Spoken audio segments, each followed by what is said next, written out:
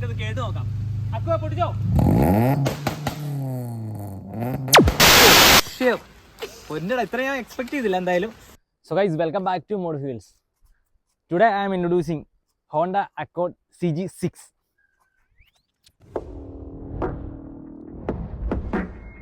They were brothers, but bound by more than blood. They were twins as well, counterparts, gangster princes of the city they meant to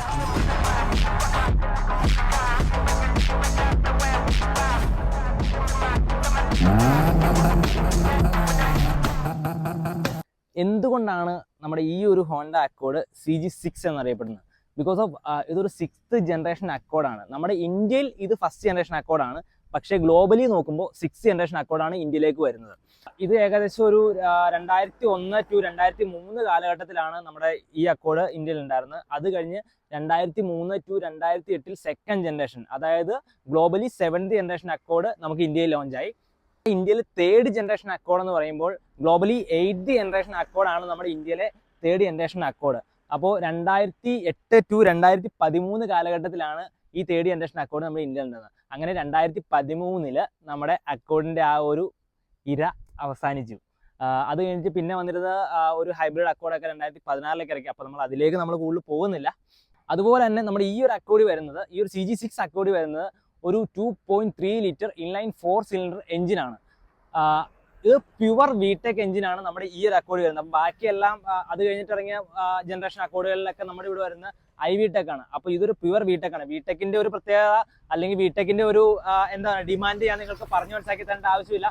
അത്രയും refined ആയിട്ടും അത്രയും ഡ്യൂറേബിൾ ആയിട്ടുള്ള എഞ്ചിനാണ് നമ്മുടെ ഈ ഒരു CG6 വരുന്നത്. അതുകൊണ്ട് തന്നെയാണ് ഈ ഒരു വാഹനം ഇത്രയും സ്പെഷ്യലായത്. അതായത് ഓട്ടോമോട്ടീവ് എന്തൂസിയാസ്റ്റിനെയൊക്കെ ഒരു ഭാഗത്ത് ഇത്രയും സ്പെഷ്യലായതും അവർ ഇത്രയും ഡിമാൻഡ് കൊടുക്കുന്നതുമായിട്ടുള്ള വാഹനമായി മാറിയത് ഈ ഒരു വാഹനത്തിന്റെ ഈ ഒരു പ്രത്യേകതകളെ കൊണ്ടാണ്. സോ നമ്മുടെ ഈ ഒരു CG6 അക്കോർഡിൽ വന്നിരിക്കുന്ന എഞ്ചിൻ എന്ന് പറയുമ്പോൾ 2.3 ലിറ്റർ ഇൻലൈൻ 4 സിലിണ്ടർ VTEC എഞ്ചിനാണ്. VTEC എന്ന് പറയുമ്പോൾ നിങ്ങൾക്ക് എല്ലാവർക്കും അറിയാം, variable valve timing and lift electronic control എന്നൊരു സിസ്റ്റമാണ് ഈ ഒരു എഞ്ചിൻ വന്നിരിക്കുന്നത്. ഈ എഞ്ചിനിൽ നിന്ന് വരുന്ന ഒരു ഔട്ട്പുട്ട് എന്ന് പറയുകയാണെങ്കിൽ ഒരു 145 bhp ആൻഡ് 203 Nm ടോർക്കാണ് നമ്മൾ ഈ എഞ്ചിൻ പ്രൊഡ്യൂസ് ചെയ്യുന്നത്. അപ്പോൾ ഇത്രയൊക്കെയാണ് ഇതിനെപ്പറ്റി, ഈ ഒരു അക്കോർഡിനെ പറ്റിയും അതിൻ്റെ എഞ്ചിനെ പറ്റിയും നമുക്ക് കുറച്ച് സിമ്പിൾ ആയിട്ടുള്ള കാര്യങ്ങൾ പറയാനുള്ളത്. നമുക്ക് ഈ ഒരു CG6 അക്കോർഡിൽ എന്തൊക്കെ ചെയ്തിട്ടുണ്ട്, എന്തൊക്കെയാണ് ഇതിൻ്റെ അപ്ഗ്രേഡ്സ് കാര്യങ്ങളൊക്കെ നമുക്ക് ചോദിച്ച് മനസ്സിലാക്കാം. അപ്പോൾ എൻ്റെ ഫ്രണ്ട് കൂടി ആയിട്ടുള്ള അക്കു എൻ്റെ കൂടെ ഉണ്ട്, അക്ഷയ്. അപ്പോൾ നമുക്ക് അവൻ്റെ വീട്ടിലേക്ക് ഇൻവൈറ്റ് ചെയ്യാം. ബ്രോ, യെസ്, എന്തല്ല എങ്ങനെയാണ് പരിപാടികളൊക്കെ?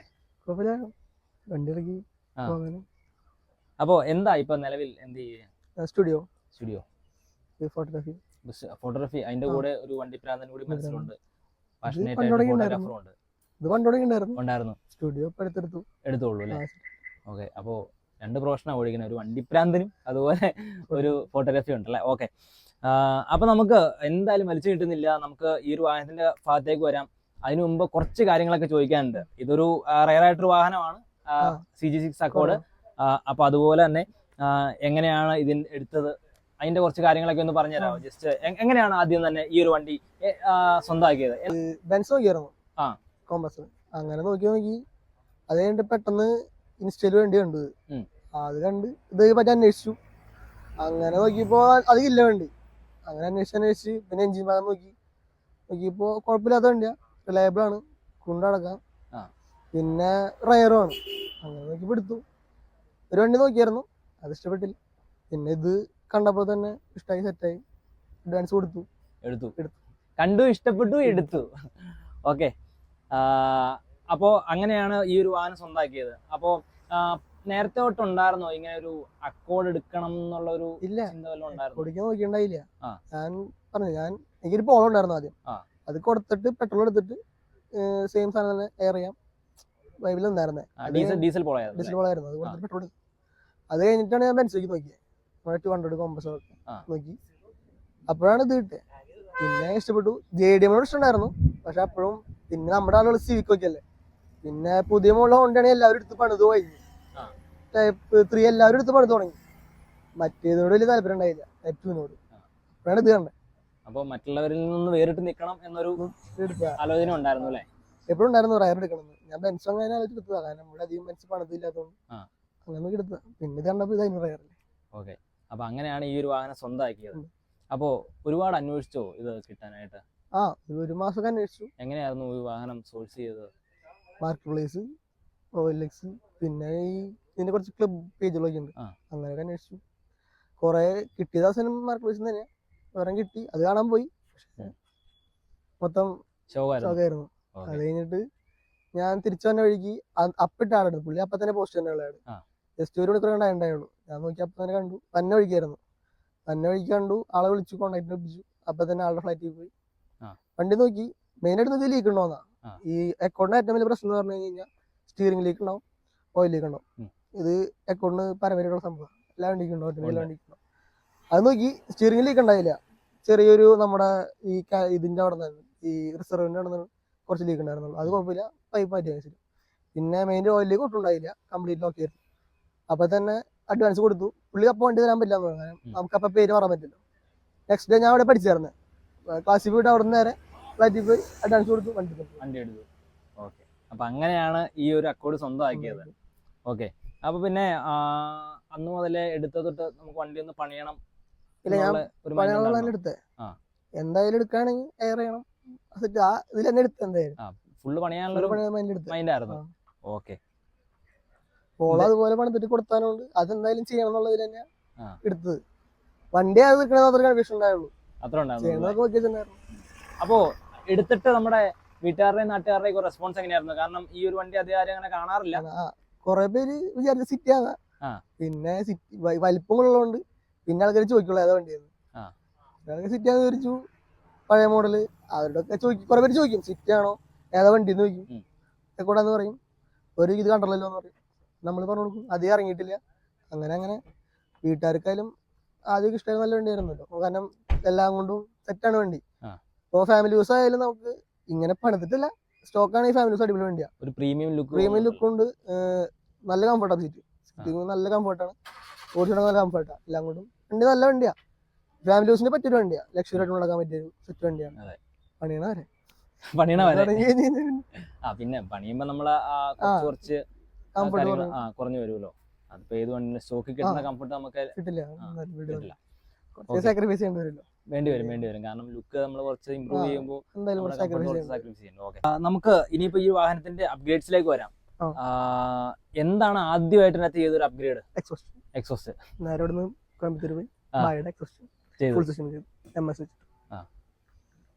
എന്നിട്ട് റെസോണന്റ് ഉണ്ടായിരുന്നു, ആദ്യം ഉണ്ടായിരുന്നില്ല, ഭയങ്കര സൗണ്ട് ആയിരുന്നു. നമുക്ക് കൊണ്ടുവന്നു വീലിട്ടിട്ട് ഭയങ്കര ആരോഗ്യമായി സൗണ്ട് പിടിക്കും. നേരെ ഒന്നും കൊണ്ടുപോയി റെസോണേറ്റർ വെച്ചു കൊണ്ടുവന്നു. അതിനു മുമ്പ് നമ്മൾ വീല് ഓർഡർ ചെയ്തായിരുന്നു, അന്വേഷിക്കണ്ടായിരുന്നു വീല്. പക്ഷെ ഇതിന് വീല് കിട്ടാണ്ടായില്ല.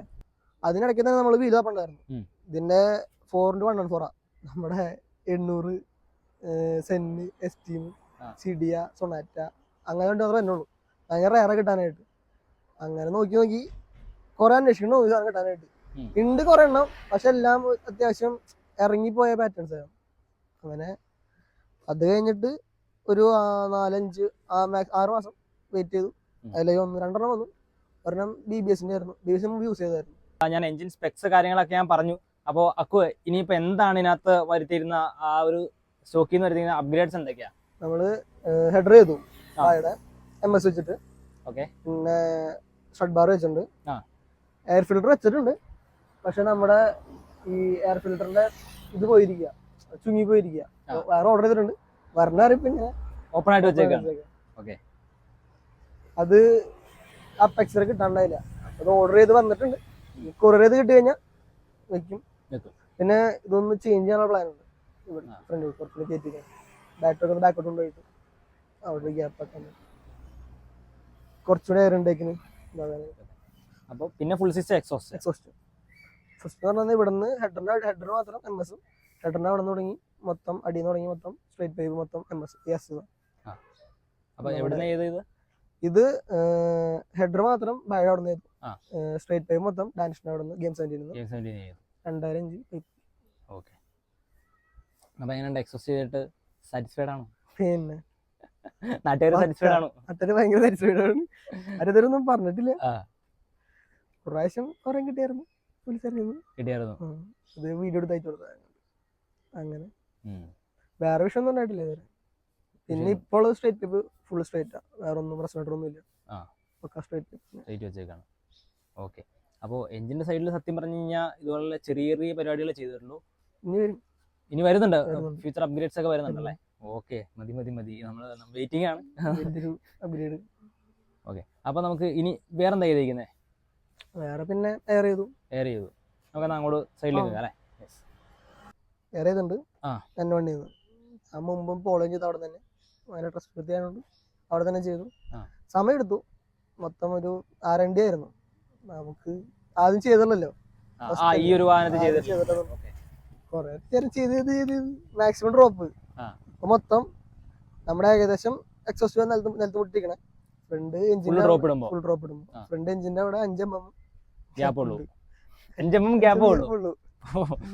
ഉണ്ട്.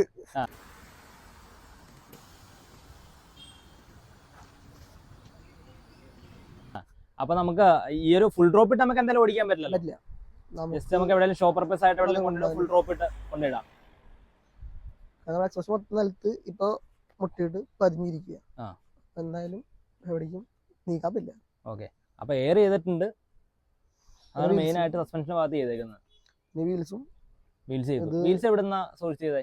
എന്നോണ്ട് തന്നെ, പക്ഷെ ഞാൻ പുറത്തുനിന്ന് കൊണ്ടുവന്നതാ അന്വേഷിച്ചെടുത്തിട്ട്. ഇത് ശരിക്കും 9J വീലാ. ഞങ്ങള് 9J ഇട്ടിട്ട് ക്യാമറ എന്നുള്ളതുകൊണ്ട് 9J ഇട്ടിട്ട് കയറ്റി ഇട്ടതാ. ശരിക്കും അത്യാവശ്യം ഔട്ട് ഉണ്ടായിരുന്നു. മറ്റോട്ട് കഴിഞ്ഞ് കഴിഞ്ഞാൽ ശരിക്കും ഉള്ളിൽ കയറി പോകും. ഇത് ക്യാമറ ജനറേറ്റ് ഓട്ടോമാറ്റിക് ആവുന്നുണ്ട്. അപ്പോ മറ്റേതായിരുന്നെങ്കിൽ നമുക്ക് ശരിക്കും ഉള്ളിൽ കയറി പോയിട്ട് ആ ഫിറ്റ്മെന്റ് കിട്ടില്ല, ഗ്യാപ്പ് വരും. പക്ക ഫിറ്റ്മെന്റ് ആയിരുന്നു. ഇതിന് കുറെ എന്നെ വണ്ടിന്ന് അവൻ കുറെ സോഴ്സ് ചെയ്ത് അവൻ കുറച്ച് കഷ്ടപ്പെട്ട് എടുത്തതാണ്. പണി പെട്ടൂല വർക്ക് ചെയ്യാനായിട്ട്. അവന് കുറെ സപ്പോർട്ട് ഉണ്ടായിരുന്നു, എന്നെ വണ്ടിന്ന് ഫുൾ സപ്പോർട്ട് ആയിരുന്നു. അവര് സ്വന്തം ബിൽഡ് പോലെ എടുത്ത് നമുക്ക് ചെയ്തു തന്നതാ. സ്വന്തം ഒരു ബിൽഡ് പോലെ തന്നെ കൊണ്ടുനടന്ന് എല്ലാ കാര്യങ്ങളും വിളിച്ച് അപ്ഡേറ്റ് ചെയ്യും. എന്ത് വന്നാലും അവൻ തന്നെ പോയി അന്വേഷിച്ച് പാർട്സ് എടുത്ത് സോഴ്സ് ചെയ്ത് അവൻ തന്നെ എല്ലാം ചെയ്ത് നോക്കിക്കൊണ്ട് നടന്ന വണ്ടി. അതെ അല്ലേ? ഓക്കെ, അപ്പോൾ ഈ എയർ സസ്പെൻഷൻ ചെയ്തിട്ട് എങ്ങനെയുണ്ട്? നമ്മുടെ സ്റ്റോക്കിൽ നിന്ന് മാറി എയറിലേക്ക് വന്നല്ലോ, എങ്ങനെയുണ്ട് കംഫർട്ട് കാര്യങ്ങള്? കംഫർട്ട് പറയാന്നുണ്ടെങ്കിൽ നമുക്ക് ഭയങ്കര ബമ്പി റോഡ് കഴിഞ്ഞാൽ വിഷയമായിരിക്കും, ചാട്ടമായിരിക്കും. പക്ഷെ അത്യാവശ്യം നല്ല റോഡ് ഇട്ട് കഴിഞ്ഞ് കഴിഞ്ഞാൽ പോവാം. പോളയ്ക്ക് സംബന്ധിച്ച് നോക്കുമ്പോൾ അതിന് കംഫർട്ട് ഇതിന് കിട്ടുന്നുണ്ടല്ലേ? അത് വെയിറ്റ് ഉള്ളതുകൊണ്ടെന്ന് അറിയില്ല, കിട്ടുന്നുണ്ട്. ഇതിന് കുറച്ചും കംഫർട്ട് കിട്ടുന്നുണ്ട്. പിന്നെ നമുക്ക് എപ്പോഴും മീഡിയം ഓടിക്കാനേ പറ്റുള്ളൂ. ഫുൾ ഡ്രോപ്പ് ഓടിക്കാൻ ഓടിക്കാൻ പറ്റില്ല. ഫുൾ ഹൈറ്റിൽ ഓടിച്ചാലും കംഫർട്ട് തന്നെ കുറവായിരിക്കും. ഒരു മീഡിയം ലെവലിൽ നമ്മുടെ റൈഡ് ഹൈറ്റിൽ ഓടിച്ചു കഴിഞ്ഞ് കഴിഞ്ഞാൽ അത്യാവശ്യം സ്റ്റോക്ക് കംഫർട്ടിനെ കിട്ടും. അത്രയും കിട്ടില്ലെങ്കിലും ആ ഒരു ലെവലിലേക്ക് കിട്ടും നമുക്ക്. ഒരുപാട് കുറവല്ലാത്ത രീതിയിൽ കിട്ടും. അപ്പോ ഇപ്പൊ നോർമലി നമുക്കൊരു 4 പേരെയൊക്കെ വെച്ച് യാത്ര ചെയ്തില്ലേ? കുഴപ്പമൊന്നുമില്ല. ഡെയിലി യൂസ് ആയിട്ട് ഉപയോഗിക്കുന്നുണ്ടോ? ഡെയിലി യൂസ് ആയിട്ടില്ല. ഇപ്പൊ ഇടയ്ക്കിടയ്ക്ക് വണ്ടി ഇറക്കിയോണ്ട് ചുമ്മാ ഒന്ന് കറങ്ങാനൊക്കെ ആയിട്ട് അത്രേ ഉള്ളൂ. ഇറങ്ങും. ഫാമിലി കാറായിട്ട് ഉപയോഗിക്കുന്നില്ല? ഫാമിലി കാറായിരുന്നു ആദ്യം. പിന്നെ നമ്മുടെ കയ്യിലേക്ക് വന്നപ്പോ ഈ ഒരു ലെവലിൽ എത്തിച്ചു. പാർട്സ് കിട്ടാനുള്ള ലാഗ് വരെ ഫാമിലി കാറായിരുന്നു. പാർട്സ് കിട്ടിക്കഴിഞ്ഞപ്പോ മാറി. അത് നമ്മുടെ ഒരു ചോദ്യമാണ് സത്യം പറഞ്ഞു കഴിഞ്ഞാൽ. 2001 മോഡൽ വാഹനമാണ്. അതുപോലെ തന്നെ ഈ ഒരു മോഡല് കുറച്ച് റെയർ ആണ് ഇന്ത്യയിൽ. അപ്പോൾ ഇതിന്റെ പാർട്സ് ഒക്കെ എങ്ങനെയാ ഒരു സോഴ്സ് ചെയ്യുന്നത്? ടൈം എടുക്കും. ഇതിനായിട്ട് പറഞ്ഞാൽ ടൈം എടുക്കും. നമ്മൾ വെയിറ്റ് ചെയ്യാണ്ട് ഇപ്പൊ തന്നെ കിട്ടുമെന്ന് പറഞ്ഞു കഴിഞ്ഞാൽ നടക്കില്ല. ടൈം എടുക്കണം, സോഴ്സ് ചെയ്യണം, അന്വേഷിക്കണം. ഇത് ലൈക്ക് പൊളിക്കാൻ കൊടുത്തിട്ടുണ്ടാവും, പക്ഷെ എല്ലാവർക്കും ഇത് ഏതാ വണ്ടി എന്ന് അറിയാത്തതുകൊണ്ട് എല്ലാവരും ഒറ്റയടിക്ക് പൊളിച്ച് വിടും. അങ്ങനെ അന്വേഷിക്കണം. പിന്നെന്ന് പറഞ്ഞാൽ ഇതിന്റെ ഇപ്പൊ തന്നെ കിട്ടാനുള്ള പാർട്സ് ആയാലും സെക്കൻഡ് ആയാലും ഏകദേശം കംപ്ലൈന്റ് ആയതായിരിക്കും. അത് നമ്മൾ നോക്കിയാണ് എടുക്കാനായിട്ട്. പിന്നെന്ന് പറഞ്ഞു കഴിഞ്ഞാൽ നല്ല സാധനം കിട്ടുന്ന ഏക വഴി എന്ന് പറഞ്ഞാൽ ഇമ്പോർട്ട് ചെയ്യാന്നുള്ളതാണ്. ഇമ്പോർട്ട് ചെയ്യാന്നാണെങ്കിലും ഇത് പുറത്തായാലും അധികം കുറവാണ്. നമുക്ക് അധികം ഈ സാധനത്തിന് സാധനങ്ങൾ കിട്ടാനില്ല. പിന്നെ സ്പെയിനിലുണ്ട്, സ്പെയിൻ ഭാഗത്തൊക്കെ കുറെ ഉണ്ട്. അവിടുന്നൊക്കെ സോഴ്സ് ചെയ്യാന്ന് പറഞ്ഞാൽ പാടായിരിക്കും. നമ്മൾ ഇതിനകത്തൊരു പാർട്സ് അവൈലബിൾ ആണ്, കുറച്ച് ടൈം എടുക്കും അല്ലേ? പിന്നെ പറഞ്ഞാൽ വലിയ സാധനങ്ങളൊക്കെ പെട്ടെന്ന് കിട്ടും. ചെറിയ സംഭവം ഉണ്ടാവില്ലേ, അങ്ങനെ സാധനം കിട്ടാനായിരിക്കും ഭയങ്കര കഷ്ടപ്പാട്. ലൈക്ക് ഇന്റീരിയറിൽ എന്തെങ്കിലും നോക്കി പോയി കഴിഞ്ഞാലൊക്കെ കിട്ടാൻ ഭയങ്കര ബുദ്ധിമുട്ടായിരിക്കും. വേറെ പിന്നെ നമുക്ക് അങ്ങനെ ബുദ്ധിമുട്ടുള്ള സാധനങ്ങൾ ബുഷുകള് പാഡുകള്, ബാക്കിയൊക്കെ നമുക്ക് എങ്ങനെയൊക്കെ സോഴ്സ് ചെയ്ത് എടുക്കാം. ഇത് സമയം എടുക്കും, അന്വേഷിക്കണം കുറെ. ഇപ്പൊ ഞാൻ ഇതിന് ഒരു പ്രാവശ്യം ഹെഡ്ലൈറ്റ് തപ്പിയായിരുന്നു. അങ്ങനെ അത് 1 മാസം എടുത്തു തപ്പി കിട്ടാനായിട്ട്. ഇപ്പൊ കിട്ടിയാണതായാലും അത്യാവശ്യം ഡള്ളായതാ. അങ്ങനെ പിന്നെ ഫെൻഡർ കിട്ടാനും 1 മാസം എടുത്തു. അങ്ങനെ അന്വേഷിച്ച് നമുക്ക് ലാഗ് വരും എന്തായാലും. 1 മാസമൊക്കെ ലാഗ് വരുന്നുണ്ടല്ലേ? 1 മാസം മിനിമം. പക്ഷേ ഒരു വണ്ടിപ്രാന്തൻ എന്ന നിലയിൽ നമ്മളത് വെയിറ്റ് ചെയ്യണം, വേറെ വഴിയില്ലല്ലോ. ക്ഷമ വേണം. ഇങ്ങനത്തെ എടുക്കുമ്പോ റയർ കൊണ്ട് എടുത്ത് എങ്ങനെ പോയാലും പണിയായിരിക്കും, വെയിറ്റ് ചെയ്യേണ്ട വരും. ഓക്കെ അക്കു, അപ്പൊ നമ്മളിപ്പോ നിൽക്കുന്ന ഇതിന്റെ ഒരു ബാക്ക് പ്രൊഫൈലാണ്. ബാക്ക് സൈഡിലും നമ്മൾ വേറെ കാര്യങ്ങളൊന്നും ചെയ്തിട്ടില്ല അല്ലേ? ആ ഒരു എക്സോസ്റ്റ് ഏത് HKSന്റെ അല്ലേ? HKSന്റെ എൻഡിങ് ചെയ്തിട്ടുണ്ട്. സൗണ്ട് എങ്ങനെയുണ്ട്? അതെ. അപ്പൊ സൗണ്ട് എന്തായാലും അക്കു അതിഗംഭീരമായിട്ട് കേൾപ്പിച്ചു തരുന്നതായിരിക്കും. അതില് ഒട്ടും മടിയില്ല. ഓക്കെ, അപ്പൊ വേറെ കുറച്ച് കാര്യങ്ങൾ ചോദിക്കാനുള്ളത്, എങ്ങനെയുണ്ട് ഈ ഒരു C6ന്റെ മെയിൻ്റെനൻസ് ഒക്കെ എങ്ങനെയാണ്? നമുക്ക് മെയിൻ്റെനൻസ് ഇപ്പൊ എനിക്കിപ്പോ ആകെ മുതലുള്ളതെന്ന് പറഞ്ഞാൽ സ്റ്റിയറിംഗിന്റെ ലീക്ക് ഉണ്ടായിരുന്നു, അത് പറഞ്ഞില്ല, അത് ശരിയാക്കി. അതിന് അറൗണ്ട് ഒരു 5-6 രൂപ റേറ്റ് ആയി. പിന്നെ ഉള്ള ഓയിൽ ചേഞ്ചാ. നമുക്കിപ്പോ ബാങ്ങറും ഇതൊക്കെ ഉള്ളതുകൊണ്ട് കുറച്ചൊന്ന് ഓയിൽ ചേഞ്ച് കുറച്ച് നേരത്തെ ചെയ്യും. ഒരു 5 രൂപ അടുത്ത് അതിന് പോവും. വേറെ വിഷയമൊന്നുമില്ല, ഇല്ല, കൂളാണ്. വേറെ അധികം മെയിൻ്റെനൻസ് പറയാനായിട്ട്. പിന്നെ ഉള്ളത് പ്ലഗുകൾ, അതൊക്കെ എല്ലാ വണ്ടിയും ചെയ്യണ പോലെ തന്നെ. സ്പെഷ്യലായിട്ട് വേറെ ഒന്നുമില്ല വണ്ടി. പിന്നെ നമ്മൾ ബാങ്ങൊക്കെ ചെയ്തോണ്ട് മാത്രം ഓയിൽ കുറച്ച് നേരത്തെ മാറാം. മാറണമെന്നല്ല, നമ്മള് അതിന്റെ ഒരു ഇതുകൊണ്ട് അതുപോലെ തന്നെ അക്കു ഈ ഒരു ഫുൾ സിസ്റ്റം ചെയ്തു, ഈ ഒരു HKSന് എൻഡിങ് ചെയ്തു. പവറിലൊക്കെ എന്തെങ്കിലും ചേഞ്ചസ് ഉള്ളതായിട്ട് തോന്നിയിട്ടുണ്ടോ? നമുക്ക് ഒന്നുകൂടി ഒരു കിക്ക് കിട്ടുന്നുണ്ട് വണ്ടിക്ക്, ആ ഒരു പുള്ളി കിട്ടുന്നുണ്ട്. പിന്നെ നോക്കാനായിട്ട് ഡൈനോ ചെയ്യണമെന്നുണ്ട്, പക്ഷെ കുറച്ചും കൂടി അപ്ഗ്രേഡ്സ് ഉണ്ട് എഞ്ചിനിൽ ചെയ്യാനായിട്ട്. അത് കഴിഞ്ഞിട്ടാണ് ഡൈനോ ചെയ്ത് നോക്കാനായിട്ട്. നോക്കണം കറക്റ്റ് എത്ര ഫിഗേഴ്സ് കയറുന്നുണ്ടെന്ന് നോക്കാം. അതെ അല്ലേ? അപ്പൊ എന്തായാലും ആ ഒരു സ്റ്റോക്ക് ഔട്ട്പുട്ടിൽ നിന്ന് കുറച്ചൊരു വ്യത്യാസം വന്നിട്ടുണ്ടല്ലേ? എയർ ഫിൽറ്ററും എക്സോസ്റ്റ് ചെയ്തപ്പോ തന്നെ വ്യത്യാസമുണ്ട്. മുന്നൊരു തടസ്സം പോലെ ഉണ്ടായിരുന്നു വണ്ടി, അതിൽ കയറി എത്തുമ്പോഴും. പിന്നെ ഒന്നത് വെയിറ്റ് ഉണ്ടല്ലോ വണ്ടിക്ക്, അങ്ങനെ കയറി എത്താൻ പ്രശ്നം ഉണ്ടായിരുന്നു. പക്ഷെ ഇപ്പൊ എക്സോസ്റ്റും എയർ ഫിൽറ്ററും സ്ട്രെയിറ്റ് ടൈപ്പ് ആയതോടുകൂടി ആ ഒരു ലാഗ് പോയി വണ്ടി അടിച്ചു കയറി പോകും. ഇനി ഒരു ചോദ്യം എന്ന് പറഞ്ഞു കഴിഞ്ഞാൽ, ഒരു വണ്ടിപ്രാന്തന്റെ അടുത്ത് ഒരിക്കലും ചോദിക്കാൻ പാടില്ലാത്ത ചോദ്യമാണ്.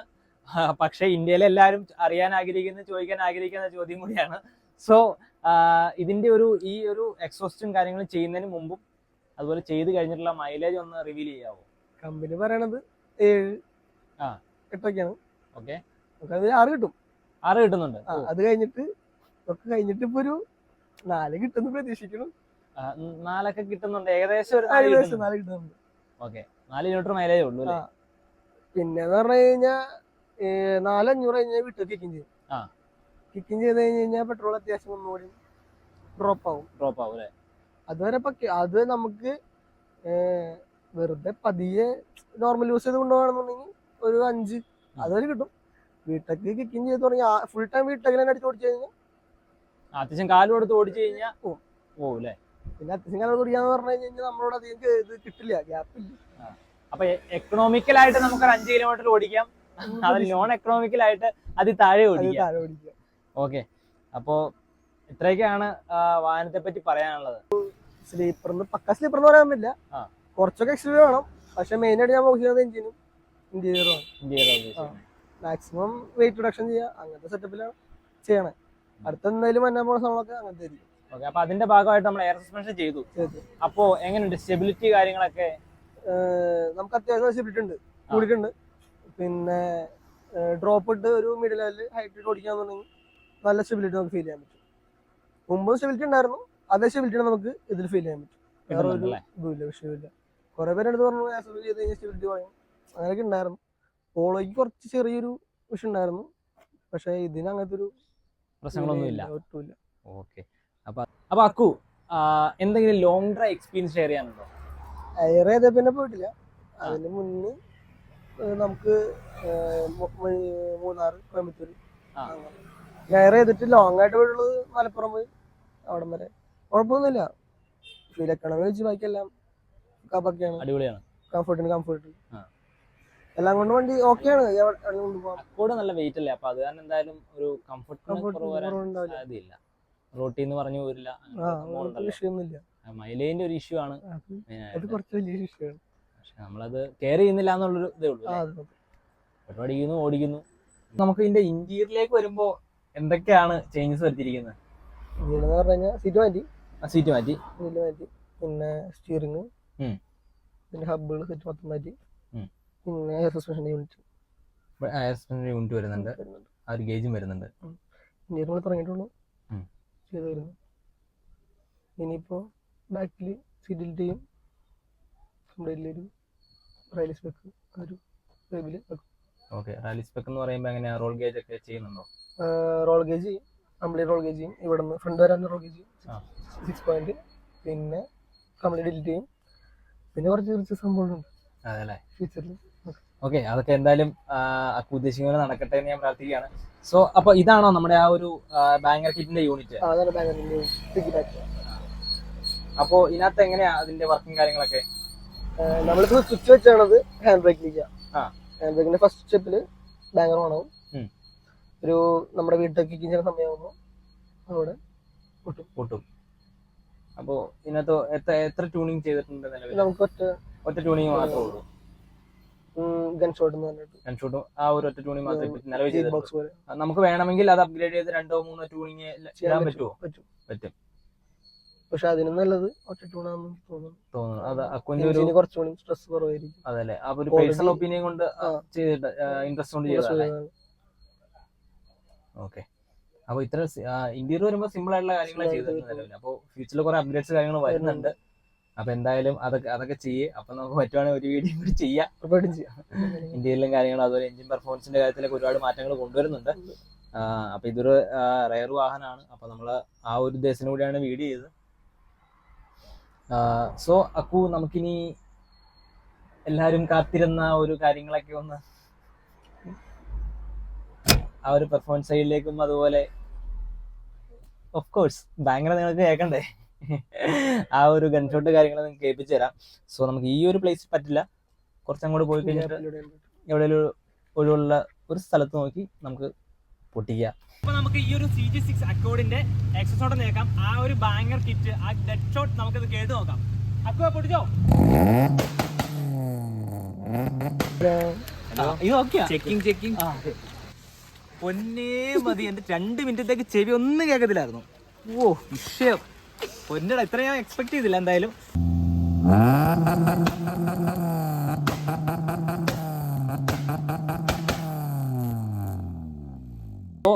അക്കു എന്ന അക്ഷയ്, അപ്പൊ ഇത്രയും നേരം നമുക്ക് വീഡിയോയ്ക്ക് വേണ്ടി സഹകരിച്ചതിനും ഈ ഒരു വാഹനമാക്കി ഇവിടെ ഇത്രയും ദൂരം കൊണ്ടുവന്ന് ഇത്രയൊക്കെ സെറ്റ് ചെയ്യുന്നതിന് thank you. Yes, future upgrades ഒക്കെ എത്രയും പെട്ടെന്ന് ചെയ്യാൻ പറ്റട്ടെ എന്ന് ഞാൻ പ്രാർത്ഥിക്കുകയാണ്. So again thank you Akku. Yes, അപ്പൊ ഇനിയും പുതിയ വാഹനങ്ങൾ വീഡിയോ ഒക്കെ കാണുന്നവരെ ബൈ.